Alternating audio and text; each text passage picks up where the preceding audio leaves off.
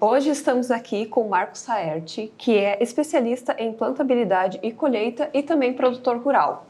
E nós vamos falar um pouco sobre a safra deste ano, como que foi o plantio e as consequências de um ano de El Niño, né? Isso aí, Larissa. Estamos aí para discutirmos os desafios desse ano, né? Realmente vai ser um ano desafiador, porque a gente bem sabe que o ano passado e retrasado nós tivemos uma seca de amargura histórica, né? E esse ano, se confirmarmos os números, vai ser o ano que mais choveu na história, por exemplo, de Passo Fundo, né?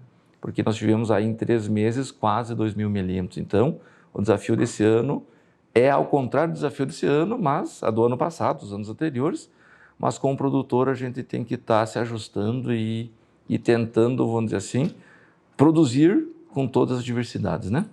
Exatamente.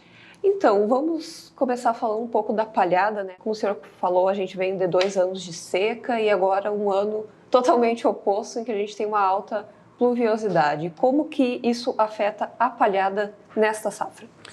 Bom, aí vamos falar um pouquinho que o nosso saudoso Dirceu Gassi dizia, né? O plantio direto. O que é o plantio direto? É palhada, é matéria orgânica, é isso, é tudo isso aí. Por quê? Se a gente for ver a cultura da soja, por exemplo, ela produz pelo ambiente em que ela é inserida, né?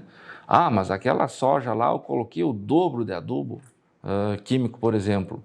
Logo ela não vai produzir tão bem do que uma outra área que tinha uma melhor matéria orgânica, que tinha uma melhor drenagem, que tinha isso, aquilo. Então, realmente, a gente veio de 2 anos, todo produtor sabe, vocês mesmos sabem, que a produção de palha, de matéria orgânica foi mínima. Era tal ponto que teve esse replante, bom, plantio aí, milho que não produziu, soja que produziu muito pouco, em grão e também em palha. Isso repercutiu o quê? Repercutiu em menor capacidade do solo conseguir reter toda essa chuva. E, no caso, teria uma alternativa ou isso só vai ser corrigido na próxima safra, essa questão da palhada? Bom, palhada, para começarmos, esse é o grande desafio, Larissa. O que produz palha? Se nós formos ver, uma soja, ela produz 3, 4 toneladas de palha de produção por hectare e muitas vezes nos deixa 2 toneladas de matéria seca, né? Então, realmente, a soja, e o produtor logo, não sei se com certeza sabe disso, que muitas vezes a herança que a soja nos deixa é quase negativa em questão de palhada, né? O que produz palha? São muitos mix, são culturas de serviço, são o próprio milho, é uma cultura muito interessante para palhada, certo? Mas o que vamos fazer? Esse ano, vamos dizer assim, temos que ir corrigindo o que dá agora, mas liga o alerta, eu digo, não sei se nem é o sinal amarelo ou até o próprio sinal vermelho para o produtor, na questão de repensar os manejos, repensar as culturas de serviço. Logo, mas eu plantei trigo, melhorou, piorou. Sabe que o trigo muitas vezes também não deixa tanta matéria seca, não deixa tanta palhada, né? Então acho que esse é importante e digo que quem quiser produzir muito bem, pense em fazer palha, certo? Esse é o interessante, só que aí, Larissa, também tem outra situação, certo? E eu, como trabalho na parte de colheita também, tem muita máquina, o produtor compra uma máquina de 3, 4 milhões e quando vê tem problemas sérios na distribuição de palha, certo? Se nós formos ver, como é bonito uma semeadora plantando, só que olha ali, ó, olha as listras aonde tem palha e onde não tem, certo? E aí, pelo porte da semeadora, com certeza a colhedora também era semelhante. E neste ano o processo de semeadura no Rio Grande do Sul, ele sofreu um atraso, né? Ele teve um corte ali no meio da janela de semeadura devido à chuva. Muitos agricultores ficaram em dúvida entre plantar antes, não plantar, e muitos não tiveram nem a opção. Certo. Como que isso vai afetar agora na safra deste ano e principalmente na colheita depois? Larissa, essa é uma resposta que não sei se eu consigo lhe dar hoje. Porque nosso saudoso Dirceu Gassi, eu tive a felicidade de ser colega dele aí, ser aluno dele, ele sempre tinha uma frase muito marcante, que dizia, é melhor a gente plantar bem um pouco fora da janela do que plantar mal na janela, né? A gente sabe que as épocas mais produtivas plantando lá a partir do dia 20 de agosto até dia 15 de novembro, seria historicamente a janela mais produtiva. Só que aí nós temos lavouras aí, soja de início de outubro, meados de outubro, florescendo com 15, 20 centímetros, com porte, porque sojas que já tem 1000 milímetros, vamos dizer assim, no ciclo, né? E aí, certo? Será que soja vai produzir mais do que agora? Não sei, certo? Eu digo que é uma resposta que vale milhões, né? Certo? Mas realmente é só nós convivermos para saber, é só nós fecharmos o ciclo. Mas o importante, isso acho que é importante, é um legado que o produtor deve levar, de que nos outros anos, certo? Quando nós tínhamos a estiagem, que era o extremo do que o contrário que nós temos hoje, o estabelecimento de planta eu digo que é a parte mais importante. E como produtor, eu digo para mim, certo? Se eu plantar hoje, vai nascer bem, certo? Será que eu vou conseguir fazer um bom stand, certo? Bom, se eu conseguir fazer um bom stand, estando dentro do período, acho que é o momento de plantar, porque ninguém sabe. O produtor que plantou lá em outubro, ele sabia que ia dar toda essa chuva? Se a gente soubesse, não teria nem plantado trigo, né? É ou não é? Então, são perguntas que muitas vezes a gente não consegue responder, né? Logo, logo, esse soja que está florescendo agora, talvez vai produzir muito bem, talvez vai ser o melhor, não sei. Mas eu digo para você o seguinte, Larissa.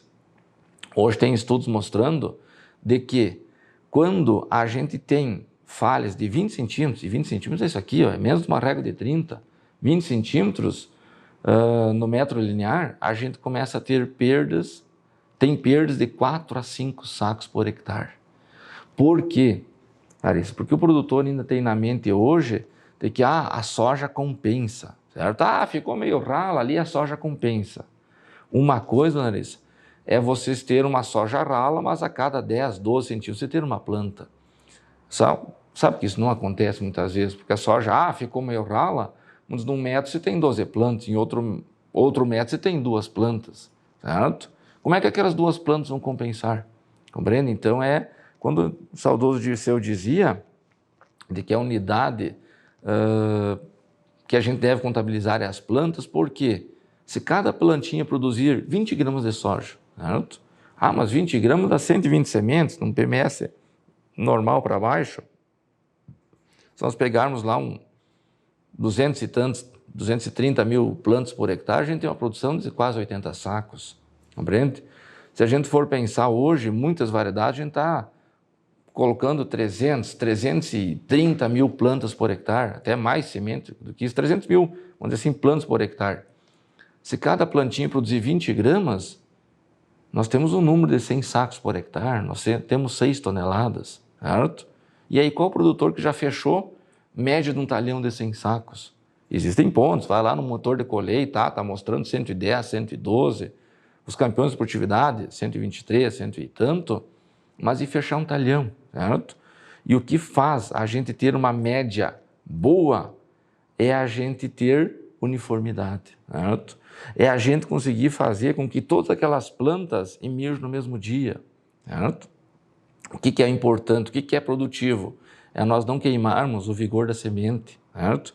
E aí já vou remeter, Larissa, a um outro problema que a gente teve, que foi a questão do que 2 anos de estiagem, nós tivemos, não por culpa dos sementeiros, não é isso, certo? Os sementeiros também estão no mundo, como ali nesse tândaro clima, eles sofreram muito com excesso de calor ano passado. Lembra o calor que era? Janeiro, fevereiro. E isso, pensando em qualidade de semente, é horrível, certo? Não é nem por sementeiro A, B, C, não é nem por variedade, é o clima, certo? Nós aqui, 50 graus, 40 e poucos graus, vamos sentar ali no calçadão, vamos tomar um chimarrão. É inviável, né? Certo? E a planta também sofre com isso. Então, realmente, esse ano, nós tivemos com muitos lotes de semente que reprovou, nós tivemos muitas vezes semente que não tinha toda aquela qualidade, porque quando uma semente vem de uma época de muito calor, quando ela faz o ciclo em muito calor, ela sofre muito na questão do vigor. E hoje, o que é produtivo, o que é mais produtivo, nós temos plantas vigorosas, nós temos plantas robustas, né? Só que aí também tem um outro detalhe. Vamos falar da semeadura. Hoje tem trabalhos, Larissa, mostrando que é mais importante nós termos uma uniformidade vertical das sementes dentro da linha do que uma uniformidade horizontal na linha de plantio. Ou seja, eu quero que todas as sementes nasçam no mesmo dia. Só que daí eu estou colocando sementes a 1 dedo de profundidade, vamos falar de forma bem campeira, né? Certo? A 1 dedo de profundidade. E do lado eu tenho sementes que eu sepultei, eu coloquei a 4 dedos. E o quê? O meu desejo é que todos nasçam junto. Isso é físico, ou não é? Não é nem uma questão, mas a semente era melhor ou pior, não. Como é que aquela semente que teve que sair ali, vamos dizer assim, sobreviver, ela mais tentou sobreviver do que, né? Emergiu, teve que sair a 10 centímetros quase de solo ali sepultada para conseguir emergir, né? Então, é uma questão que isso é importantíssimo. Aí é um detalhe para o produtor cuidar para o ano que vem, certo? Logo nós vamos ter o safrinha agora em janeiro, quem conseguir, logo sendo milho, coisa assim, na próxima safra, certo? É de que não abrir muito sulco, certo? Quando eu falei antes, ali atrás, meu amigo produtor, a questão da distribuição da palhada, que muitas vezes o produtor reclama, não, mas eu tenho que enterrar o disco de corte até o mancal, senão eu não consigo cortar a palhada, os meus plantadores reclamam que começa a embuchar. Mas aí, será que eu estou distribuindo bem essa palhada? Certo? Porque se eu não distribuir bem a palha, aonde caiu bastante palha, é físico, eu vou ter embaixo um solo úmido.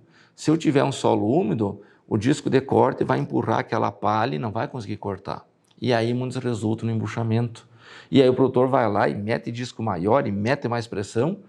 Só que é importante, o produtor deve ter verificado isso já, que o disco de corte muito profundo, ele abre muito a verga, certo? Ele abre muito sulco, e aí o sulcador, com ou sem, muito depende, cada situação, mas o sulcador vem abrindo mais um pouco, e quando vê, o que acontece?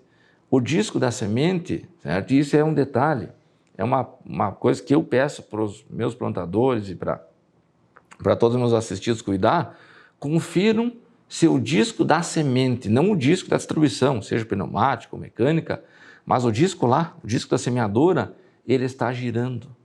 Porque muitas vezes, não, mas tem uns que não estão girando. Por que não estão girando? Porque não tem solo, não tem atrito. Se não tem atrito, então quer dizer que aquele disco, ele literalmente, Larissa, ele está navegando, certo? E a semente, ela está caindo a qualquer profundidade, certo? E aí, onde eu tenho uma semeadora de primeiro mundo, taxa variável, fenomenal, certo? Marca discutível, certo? Eu tenho um trator muito bom, eu tenho um solo muito bem corrigido, muito isso, muito aquilo, uma semente, a melhor semente do mercado, o produtor foi lá, investiu o melhor tratamento e muitas vezes na hora dele colocar essa semente no solo, ele acaba jogando. Eu brinco que a semente, a plantinha nada mais é do que podemos comparar com uma criança. Cuidou do filho, fez na hora de pôr no berço, pega pelo braço e joga, certo? Logo, quem está em casa assistindo vai achar que é uma piada, mas é isso que a gente não está fazendo, né? A gente tem todo um conjunto fenomenal, certo? Máquinas astronômicas, máquinas que estão interagindo entre si, estão informando em tempo real o que está acontecendo. Mas essa parte, por exemplo, não tem sensor nenhum no mundo até hoje que nos marque. Uniformidade. É o gerente, é o agrônomo, é o produtor ir lá, ele, muitas vezes, ir lá ver como é que está a uniformidade horizontal dentro do sulco. Como é que está o fechamento do sulco, certo? Como o fechamento, a gente quer o quê? A gente quer um berço esplêndido, a gente quer o máximo de produção da semente, é ou não é? A gente quer isso, o produtor quer isso, e o produtor precisa isso. Nós estamos vindo de 2 anos aí de estiagem, e agora não deu soja no passado, não deu soja esse ano e não deu trigo esse ano, então nós temos 3 negativos na conta, porque nós precisamos produzir muito bem, certo? Então, realmente, quem ainda precisa plantar, ou quem vai plantar safrinha, cuide. Disco de corte, tem que cortar o suficiente, em cima de uma palhada distribuída uniforme, certo? Em toda a largura. Gostaria muito de agradecer a sua presença, Marcos. Obrigado por ter destinado esse tempo para conversar com a gente, conversar com o agricultor. Obrigado a você que está assistindo. Está aí. Obrigado. E até a próxima.